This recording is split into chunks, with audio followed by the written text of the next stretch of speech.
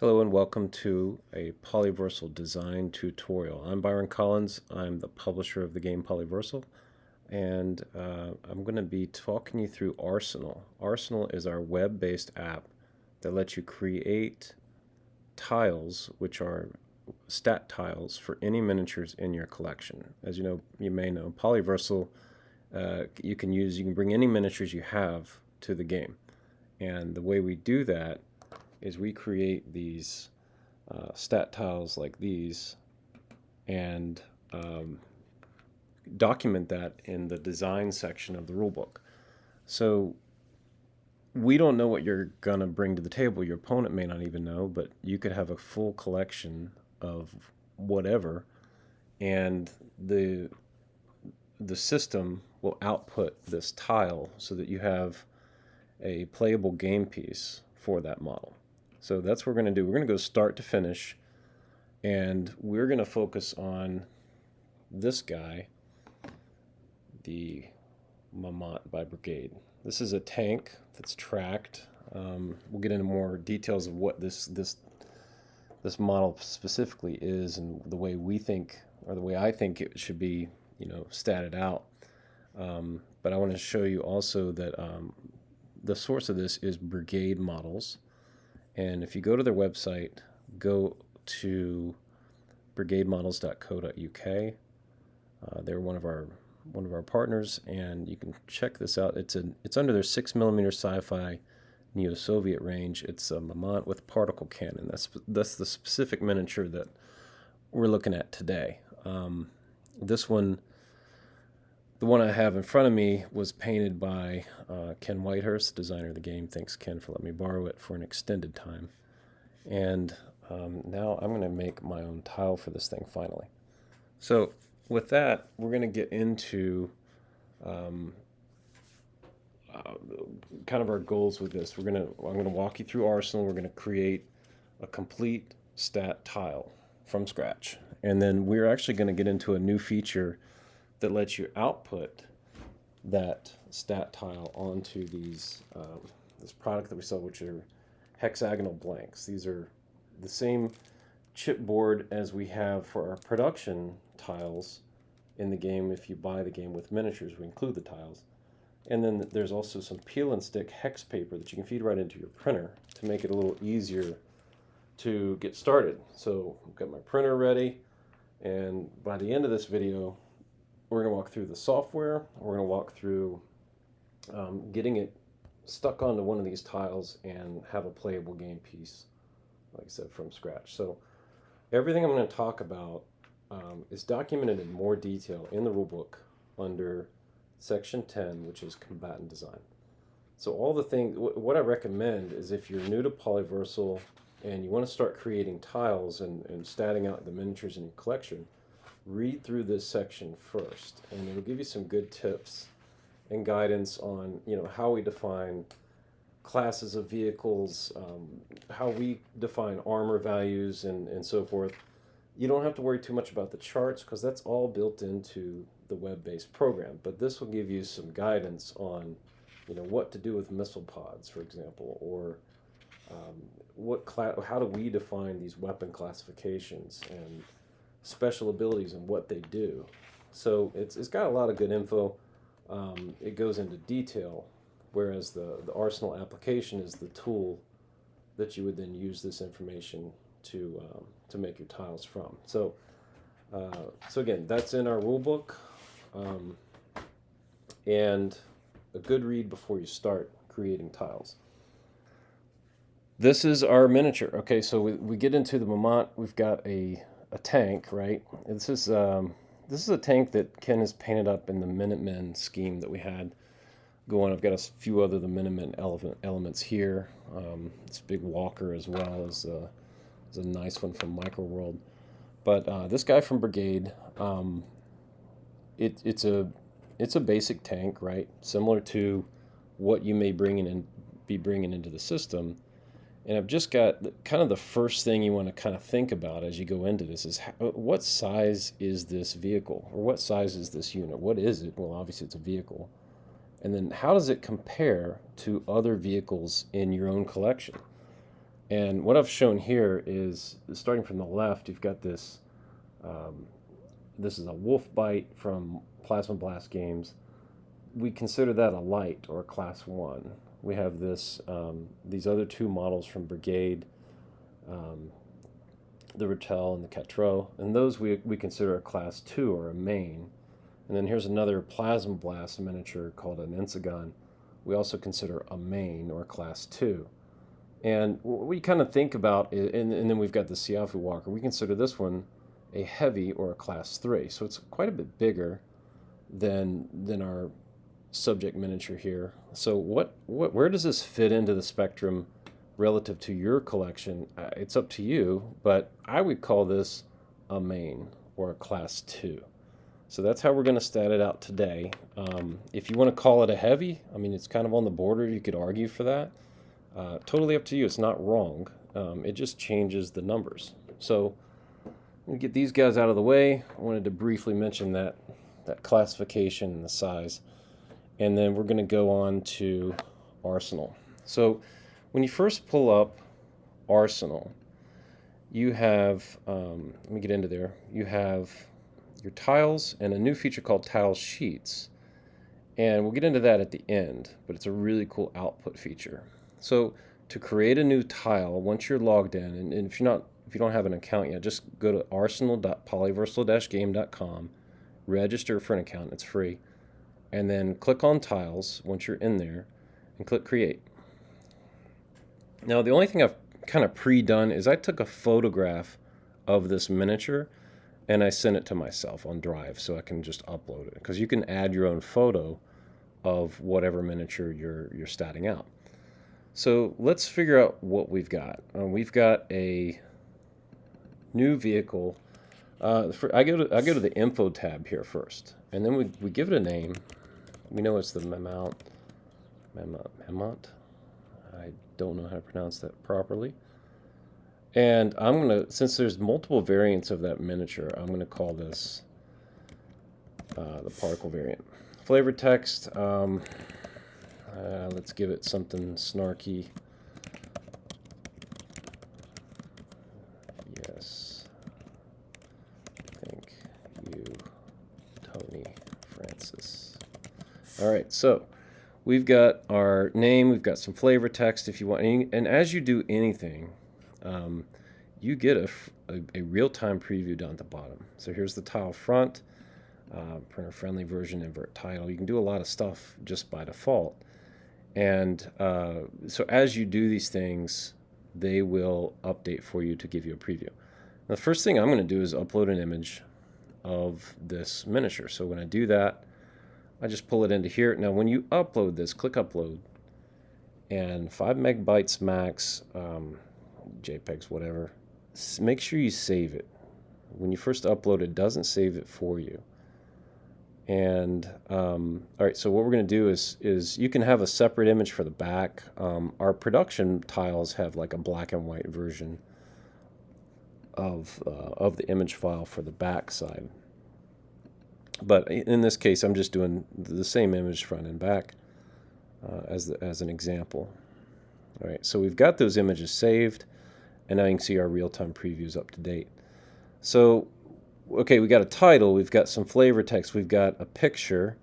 Let's go to the stats. Okay, so we got to figure out what is this thing, and you know, if we're going to switch back to here, you can see that it is a vehicle, right? We already discussed classification. I'm going to call this a class 2 main tank, so a main vehicle. And then you can pretty easily see the mobility here is that it's tracked, right? It's a tracked vehicle with a turret, right? So that's going to come into play later.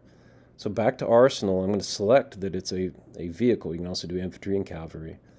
And as a mobility, we already just said that it's tracked. It's obvious. You kind of just look at it. Does it have wheels? Is it tracked, half tracked, whatever?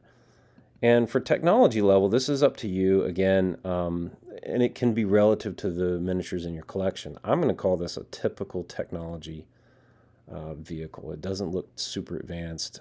Maybe has some advanced weapons, and that's how we define the tech level. Now, what you'll see too is as you select these things, the stats, it's telling you what it's doing to the stats and the cost, because you'll end up with a points cost that that is the total you'll use to field that unit in a game, and that's the balancing feature here of the app. So Arsenal will spit that out for you. You don't have to calculate anything. So the next thing, we're going to define how much armor does it have. I'm going to call it typical armor.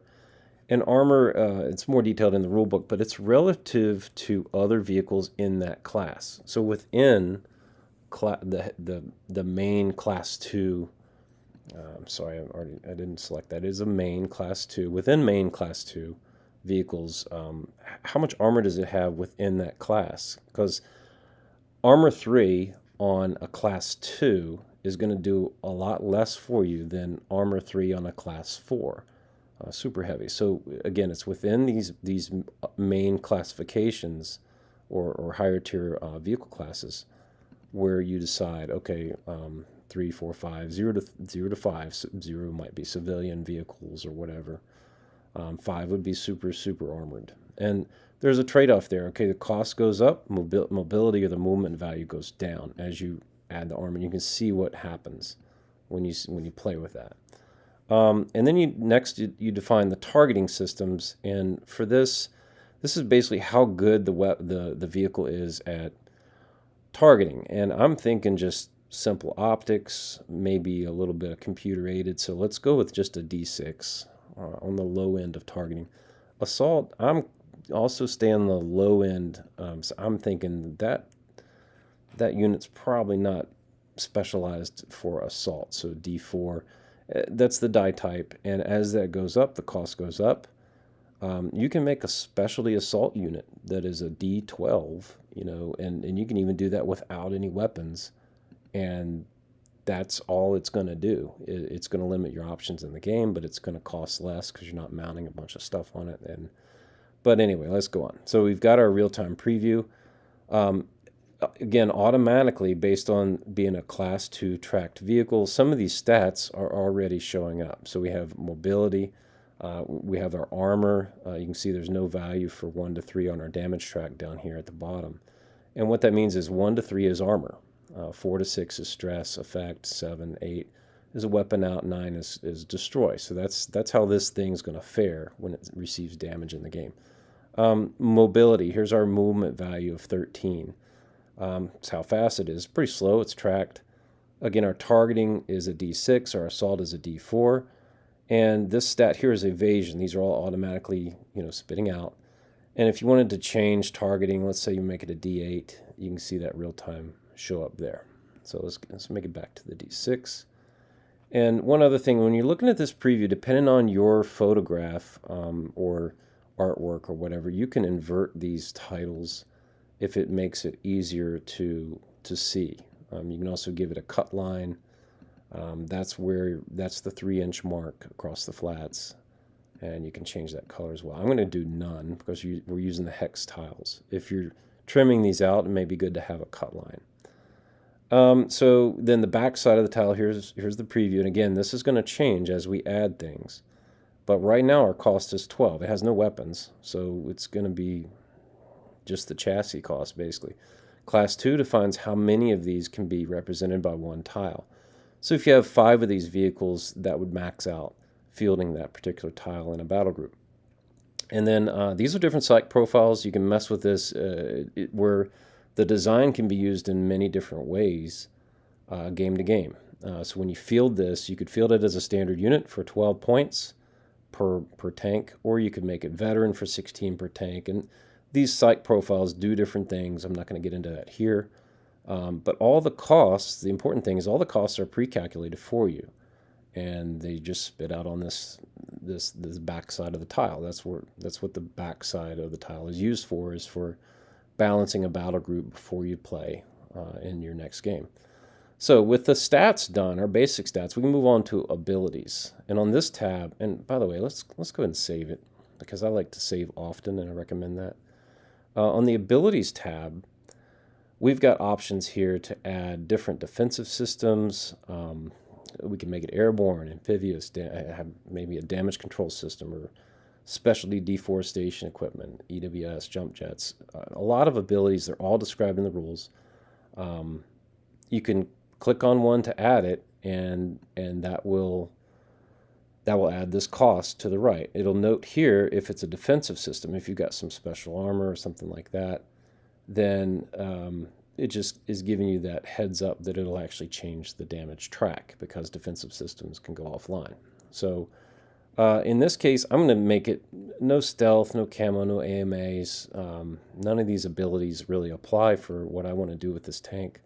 And so we're going to move on to weapons. And so on the weapons, we get this tab where you can add it in two ways. You can do a pick box here, or you can add it right here in clicking these blue boxes. If you click the plus, it's going to add the weapon as a basic APAT, and a personnel and a tank. It will not have AA capability. So you got to think what that weapon can do. So when we look at our miniature, okay, this is where you can kind of get into the detail of how Tony designed this thing, right? So you've got a twin cannon here on the front, and maybe a little turreted machine gun on the top, or whatever. So the key here is we've got two of the same weapon on the front on a turret.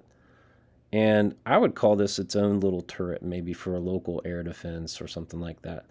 So what I'm saying here, Tony intended this to be a particle bolt or particle weapon. So we're going to call it that. We have that in the game.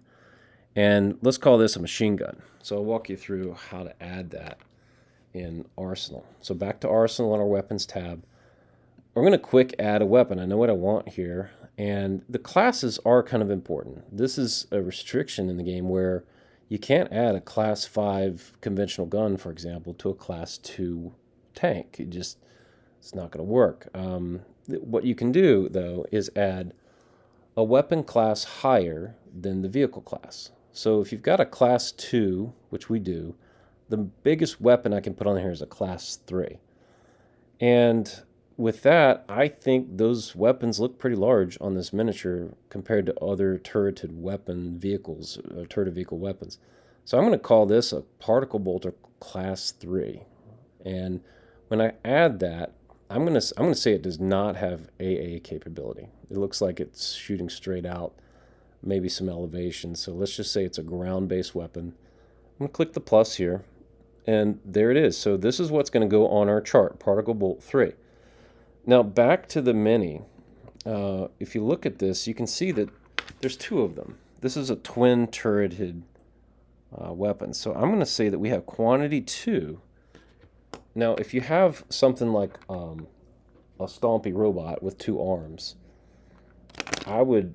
what we do is we list each one of these as an identical weapon but a separate weapon line. So it's not a twin where it's not mounted on the same same turret like that. So in this case, I'm saying quantity 2 for that particle bolter weapon. So right here, you just make that a 2. And for this is your arc of fire. The blue is where this can fire. And for turreted weapons, we make that 360. So now that's all directions. And we have 2 of them, 360. The range and the APAT stats all, and the damage all basically already populate, so you're done there. And you can make a duplicate of this if you want, if you have like multiple twin turrets or whatever, or side sponson weapons and so forth, but we don't need to do that. And what you can see here is if you scroll down, you can now see that weapon shows up on our tile on the front. So cool. Scroll back up. Now we said we had this little machine gun on the top, also on the turret. I'm calling it a machine gun. It could be, you could call it a pulse laser, whatever you want. We have classes of weapons, not really specific to, getting crazy with the minutia of different, specifics within a weapon category. So we just call it a machine gun, okay, or a laser or whatever. And that's how we can accommodate, so many different weapon types. You figure out where that weapon on the miniature you're statting out most fits. And in this case, I'm going to call it a machine gun. I'm going to also say it's 360s, saying it has its own little turret or whatever. Again, the stats populate. I added it with AA as maybe a local air defense. You can see the range is 8 inches. It's already in there. Damage is low. It's a class 1. It's small, certainly a lot smaller than the main weapons of the miniature. And that's going to cost me 2 points. Okay, so, and this is per weapon. Total cost here, because we have 2 on that twin turret, is going to be 10 points. So with that, we've got our weapons added, and we click Save. Now, if you ever want to go back and modify stuff, or say you didn't like that choice, that particle bolt class 3, let's make it a class 2. You can just pull this design back up and edit it, and change it and print it out again and play again with it. So that's how easy it is to add weapons, to add abilities, to do the stats here. And just as an example, I want to show you there's no abilities on this thing right now, but if we were to add, let's say we had damage control and ECM and EWS, let's add a few abilities. I'm going to take them back off. But this is right here is where they show up, these little icons, right above the weapon chart. And you can invert those as well if it makes it print, makes it more intelligible when you print. That's where they show up, and you can, if you don't know those icons by heart yet, they're all on the quick reference card when you're playing. Again, they add cost, they add functionality, but they add costs, and you can do what you want. If you want to, put reactive armor on that thing, you could do that.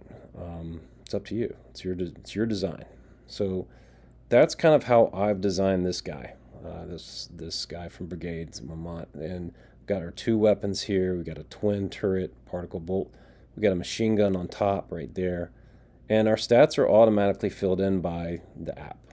Damage track, weapon stats, all the damages, everything that you need, as well as cost. A little flavor text, thank you, Tony, and some cost here. The cost data is, 24 points will field 1 of those tanks.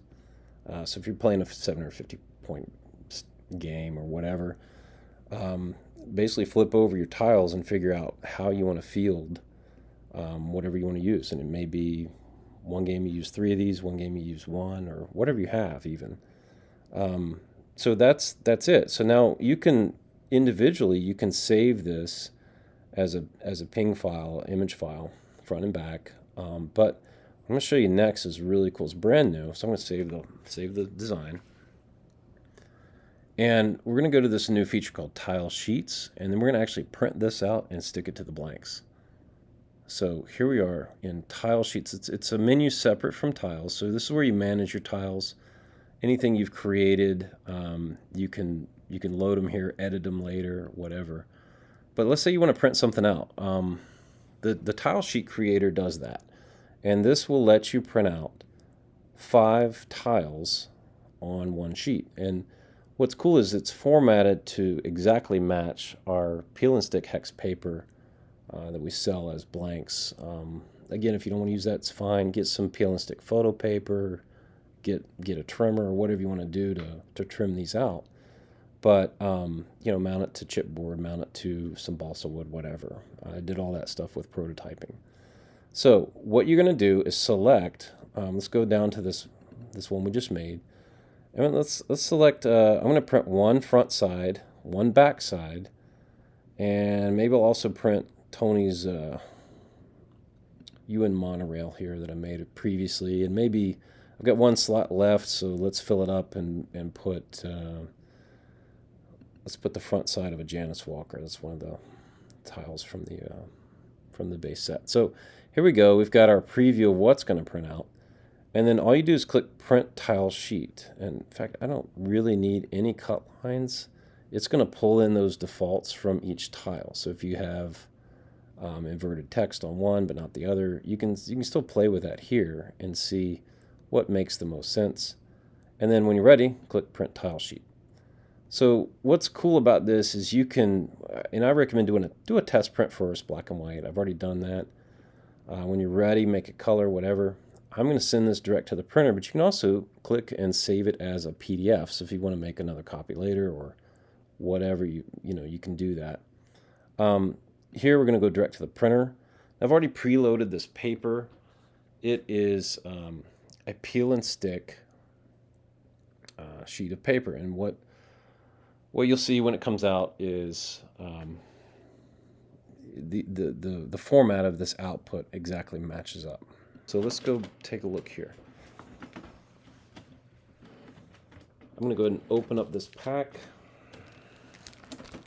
All right, so this is what you get. It handles 25 tiles, front and back. So what's loaded in the printer is this hex paper, and that is right here. You can kind of see it's different sheets, kind of like a label paper. It's got these little hex perforations, hex lines, and that will come out nicely, hopefully correct. Yeah. All right, so these are the blanks that are the same size as our production tiles. So what's nice about it is you have the same look and feel of, you know, the production tiles. All right, so here you go, and you can see our print came out pretty good, and we've got our 5-up sheet. These are, again, peel and stick. So let's get our tile we just made. I'll peel this right off and try to do this evenly on camera, no pressure. And that is an exact match. There we go. And for the back side, we're going to do the same thing. The back side here, peel and stick. I'm going to make sure that the tops are the same.